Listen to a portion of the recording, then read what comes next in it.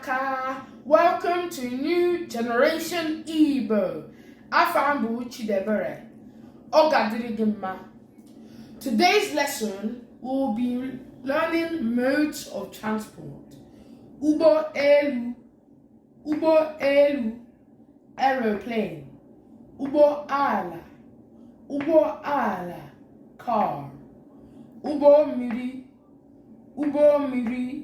boat. Ubo loko, train. Ubo oha, bus. Ubu ibu, van. Ubo keke, tricycle. Ubo igwe, bicycle. Oba tumtum, motorbike. Sentences. Ahirori oku.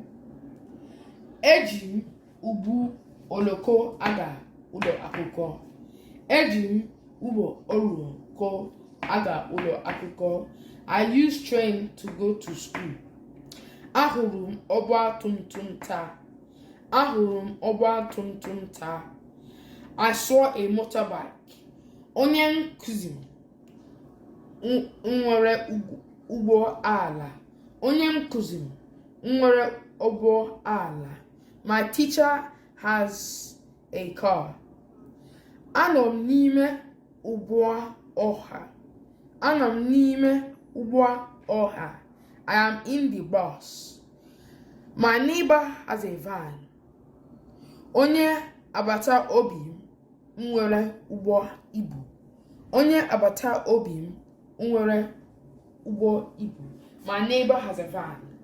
In this lesson, we have learnt ulo akuko, which is school. Ulo akuko, school. Second thing we have learnt, onye nkuzi, my teacher. Onye nkuzi, my teacher. Third thing we have learnt, my neighbor. Onye agbata obi m. My neighbor. Onye agbata obi m. Like, share, and subscribe. Bye. Makana